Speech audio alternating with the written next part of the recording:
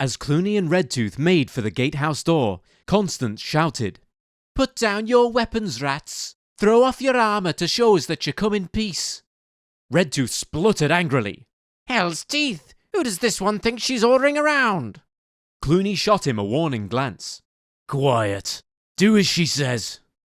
Both rats took off their armour and placed it in a pile on the road. Matthias cried down to Clooney. "If you really are Clooney the Scourge, then we know of your tale. It is a weapon. Therefore you will knot it tightly about your waist, so that it cannot be used." Clooney laughed mirthlessly. He squinted at Matthias and cracked his tail dramatically. "Young mouse," he called, "you do right to ask this thing, for truly you are looking at Clooney the Scourge." Having said this, he took his tail in his claws and pulled the poison warspike from its tip. Tossing it on the armour pile, Clooney hitched his tail in a knot around his middle. "Now will you let us in, mice? You can see we are unarmed."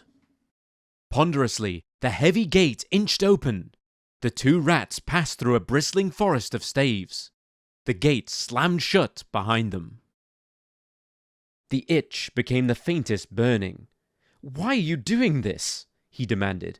"To determine if you're human. Be silent." Paul clenched his left hand into a fist as the burning sensation increased in the other hand. It mounted slowly. Heat upon heat upon heat upon heat. He felt the fingernails of his free hand biting the palm. He tried to flex the fingers of the burning hand, but couldn't move them. "It burns," he whispered. "Silence!" Pain throbbed up his arm. Sweat stood out on his forehead.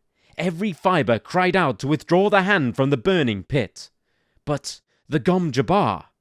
Without turning his head, he tried to move his eyes to see that terrible needle poised beside his neck. He sensed that he was breathing in gasps, tried to slow his breaths, but couldn't.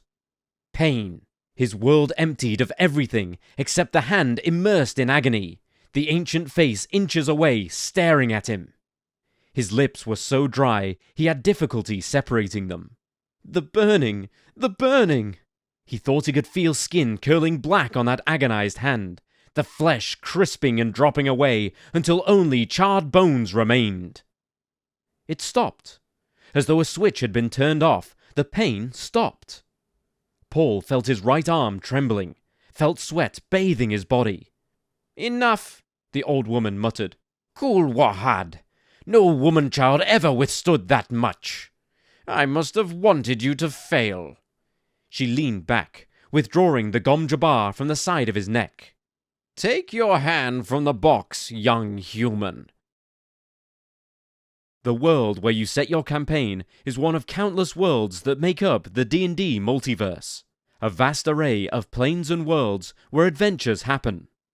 Even if you're using an established world, such as the Forgotten Realms, your campaign takes place in a sort of mirror universe of the official setting, where Forgotten Realms novels, game products, and digital games are assumed to take place.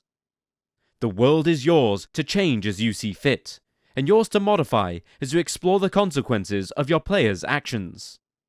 Your world is more than just a backdrop for adventures. Like Middle-earth, Westeros, and countless other fantasy worlds out there, it's a place to which you can escape and witness fantastic stories unfold.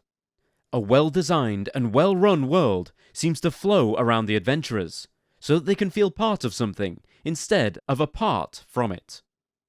Consistency is key to a believable fictional world. When the adventurers go back into town for supplies, they should encounter the same non-player characters, or NPCs, that they met before. Soon they'll remember the barkeep's name, and he or she will remember theirs as well. Once you have achieved this degree of consistency, you can provide an occasional change. If the adventurers come back to buy more horses at the stables, they might discover that the man who ran the place went back home to the large city over the hills, and now it's his niece who runs the family business. That sort of change, one that has nothing to do with the adventurers directly, but one that they'll notice, makes the players feel as though their characters are part of a living world that changes and grows along with them.